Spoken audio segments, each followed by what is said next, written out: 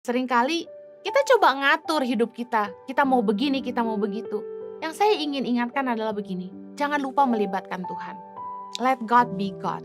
Sebaik apapun kita berencana, sebaik apapun kita mau mengatur hidup kita, dengar baik bahwa manusia bisa memikir-mikirkan jalannya, tetapi Tuhanlah yang menentukan arah langkahnya. Kita nggak bisa selalu memaksakan kehendak kita, tapi kita harus belajar untuk mencari kehendak Tuhan dalam hidup kita dan belajar berserah. Saya ingat waktu Yesus di Taman Getsemani, Yesus sebenarnya pasti takut disalib. Karena itu Yesus berdoa sampai 3 kali.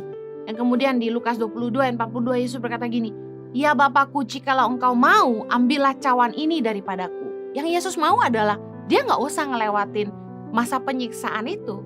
Tetapi Yesus berkata gini, "Tetapi bukanlah kehendakku, melainkan kehendakmu yang terjadi." Mari belajar seperti Yesus. Mungkin kita bisa minta sama Tuhan apa yang kita mau, tapi sekali lagi kembalikan sama Tuhan. Apa yang jadi kehendak Tuhan dalam hidup kita. Kita nggak bisa selalu maksa. Hidup saya harus begini, hidup saya harus begitu. Kalau enggak kita kecewa sama Tuhan. Kembali lagi bicara soal let's do our best and let God do the rest. Saya teringat firman Tuhan dalam Matius 7 ayat 7 yang berkata gini.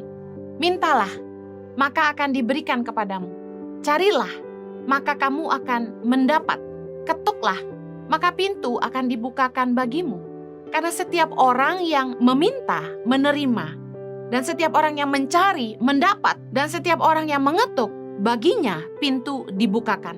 Meminta artinya kita berdoa kepada Tuhan. Mencari artinya kita berusaha. Dan mengetuk artinya kita terus menunggu dengan ucapan syukur. Saya percaya Tuhan tidak hanya mau kita berdoa dan menunggu, tapi Tuhan mau kita berusaha. Ada tanggung jawab untuk melakukan bagian kita. Karena kita harus melakukan yang terbaik yang jadi bagian kita, bukan let's do our best. Nah, saya ingin share apa sih yang jadi bagian kita. Apa yang jadi tanggung jawab kita untuk kita lakukan. Yang pertama tadi saya sudah bilang, melakukan yang terbaik. Berusaha untuk segala sesuatu yang Tuhan percayakan dalam hidup kita. Kita harus mengusahakannya. Kolose 3 ayat 23 bilang gini, apapun juga yang kamu perbuat, perbuatlah dengan segenap hatimu, seperti untuk Tuhan dan bukan untuk manusia. Segala sesuatu yang kita buat dalam hidup ini, Tuhan mau kita lakukan yang terbaik, seperti untuk Tuhan. Saya ambil contoh, kalau Anda bekerja, bekerjalah dengan sungguh-sungguh. Tuhan akan lakukan bagian Tuhan, memberkati kita dengan promosi, dengan gaji, dengan kepercayaan dan lain sebagainya.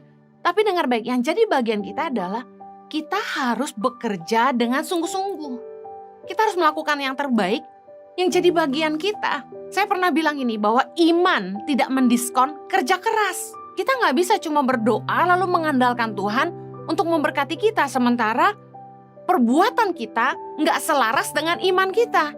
Kita minta Tuhan promosikan kita, tapi kita malas.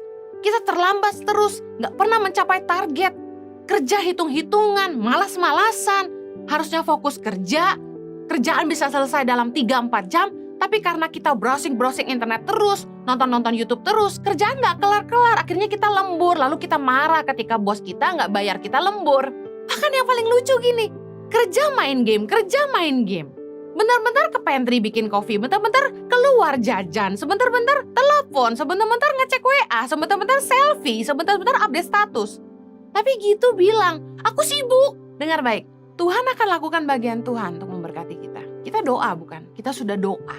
Dan kita tinggal nunggu Tuhan jawab doa kita. Tapi ada upaya, kita harus mencari. Yang artinya kita harus bekerja sungguh-sungguh. Melakukan yang terbaik di tempat pekerjaan. Jadi teladan, mencapai target, jadi berkat buat perusahaan. Amsal 22 ayat 29 berkata gini, pernahkah engkau melihat orang yang cakap dalam pekerjaannya?